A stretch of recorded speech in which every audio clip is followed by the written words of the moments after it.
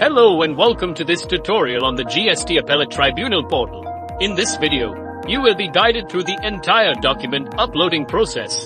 So let's get started. During the e-filing process, after payment of court fee section, appellant needs to upload all the relevant documents. Important instructions are shown, which must be adhered while uploading the documents. Upload the PDF file of the document, such as the appeal, affidavits, annexure, etc.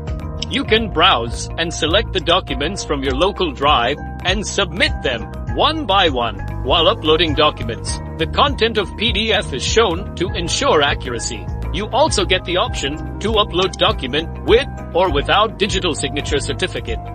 At the bottom, list of all the uploaded document is visible for confirmation or deletion.